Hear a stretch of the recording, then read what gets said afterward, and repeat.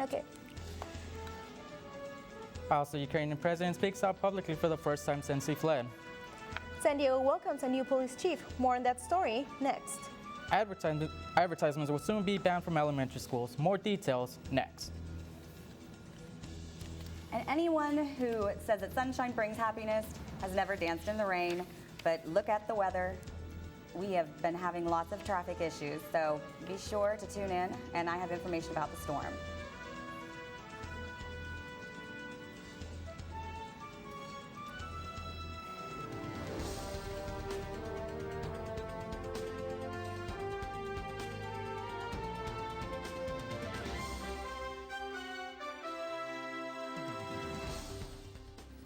Hello and welcome to Newscene. I'm Antonio Marquez. And I'm Marcia Villavicencio. Thank you for joining us. High winds and rain are here in Southern California. Ada Schmidt is here with more information on the storm. Yes, thank you very much, Marcia. So as you can tell, we've been having lots and lots of rain, which is wonderful because we, up till recently, have been having a drought. So we, along with the rain, have been having some issues. So as you can tell from driving along the highways, we've had lots of car accidents, jackknife big rig, mudslide warnings, and then California residents are even stacking up some sandbags to make sure that their homes are going to be protected in case there was some flash flooding. It's definitely better to err on the side of caution. Here in San Diego County, we can go to the National Guard and pick up some sandbags and fill them up at our local beaches. So as much as California has desperately needed this rain, our drivers need to be careful on the roads. Residents have to be sure that their drains are clear to help the storm drains be clear. And I will have more about the local weather later on in the show. Thank you. Awesome. Thank you. Ukraine President Viktor Yanukovych speaks publicly for the first time since he fled a week ago. Tensions are escalating in Ukraine's Crimea region near the southern border with Russia. Yanukovych says he has not been ousted as president and hopes to return as soon as he can, but to make sure it's safe. I want to ask for forgiveness from all those who have suffered and are suffering. Meanwhile, the new Ukrainian leadership says Russia's Black Sea Fleet has taken control of 2 airports in the Crimea region. Protests in Venezuela continue despite a peace conference held by President Nicolas Maduro. Venezuela is facing the largest anti-government protests it has seen in over a decade. As many as 17 people have been killed and 250 injured. Opponents of Maduro demand he resigns because of extreme violence, food shortages, and high record of inflation. Maduro called for an end to violence as he spoke at the national conference held at the presidential palace. Pope Francis also called for a national reconciliation based on, quote, mutual forgiveness and sincere dialogue. A lot of news involving the San Diego Police Department this week.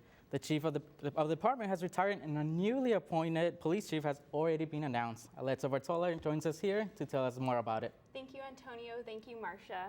Less than 24 hours after the former police chief announced his retirement, San Diego has a newly appointed police chief. Mayor-elect Kevin Faulkner named Shelley Zimmerman as his choice to lead the city's police department. This comes even though she will have to retire in 4 years under a city pension plan she previously signed up for. Zimmerman is an assistant chief and she's currently in charge of neighborhood policing, and she's the first woman to lead SDPD. Zimmerman has extensive investigative experience and has assisted in security planning for several large events and major conferences in San Diego over the years. San Diego Police Department needs leadership now. Chief Zimmerman is a 31-year veteran, and she's ready to lead. And I cannot thank you enough for this opportunity. It was you who gave me the opportunity to work in a variety of assignments and in several leadership positions. And it was you that have prepared me well for today to become the next police chief of our great department, the San Diego Police Department. The council will hold a vote next week to approve Zimmerman's appointment. The first business at hand for the new police chief is a complete independent audit of the department. This comes after allegations of sexual misconduct of 2 officers this month. On the day after Chief William Lansdowne announced he was stepping down, he was scheduled to appear before the City Council's Public Safety and Livable Neighborhoods Committee for a general discussion of the independent audit he asked for. The audit would include how and whom the San Diego Police Department recruits and how it trains new officers. The details of that audit will be taken up at next month's committee meeting. William Lansdowne announced his retirement this week late afternoon on Wednesday. As Antonio Marquez tells us, he was well received by many. Chief Lansdowne was sworn in as San Diego's Chief of Police on August 4, 2003. Lansdowne began his law enforcement career in 1966 when he joined the San Jose Police Department. He served simultaneously with the California National Guard. He graduated from San Jose State University Criminal Justice Program in 1973, where he served as Chief of Police from 1998 into 2003, when he left to become Chief in San Diego. He will best be remembered for making it possible for the police department to get modern police cars and 4 highly advanced helicopters. He also led the police department through financial cutbacks and is still considered a respected national expert on public safety. Newly elected Mayor Kevin Faulkner insists Chief Lansdowne retired on his own and was not forced out.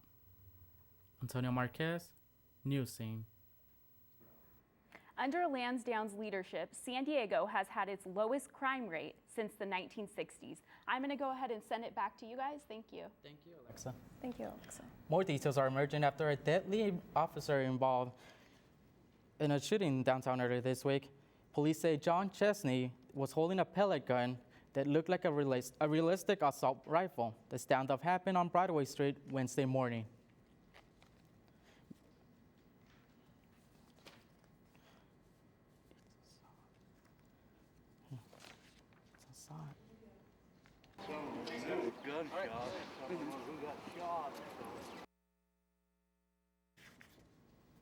It's not clear what caused the suspect's behavior, but according to some of the reports, he had been in a suicidal state of mind.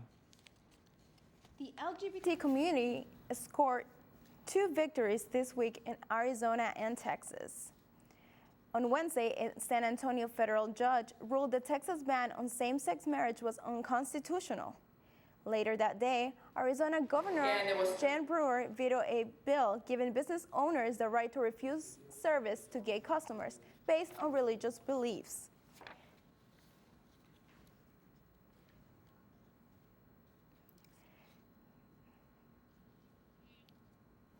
The Arizona veto takes effect immediately, while the Texas ban will remain in effect pending appeal later this year. This week, the White House announced new rules that would limit the advertising of junk foods in schools. The rules were announced as part of the First Lady Michelle Obama's Let's Move initiative, which battles childhood obesity. The restrictions would prohibit ads from unhealthy foods and sugary drinks on school campuses.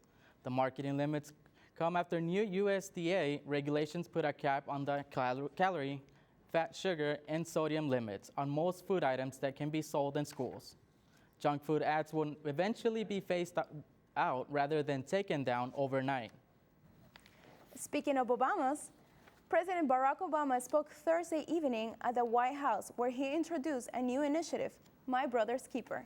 The program is focused on helping young men and boys of color succeed.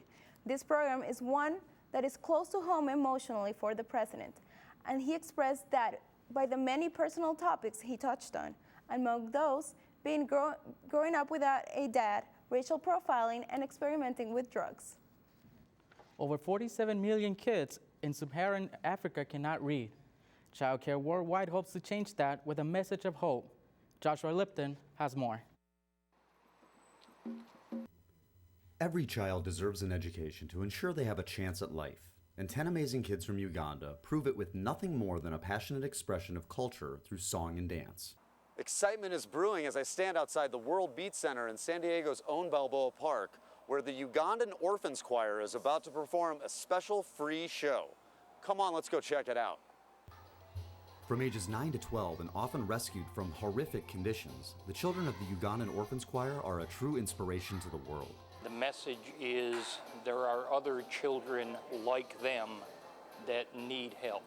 There are thousands of children that are living in abject poverty, and this concert, this tour is to bring attention to that so that we can help change the world. A wonderful cultural experience of just getting to see them sing and dance, but it's a message of hope.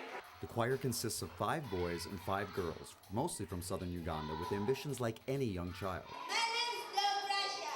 I'm 12 years old. When I grow up, I want to be an Air Force soldier.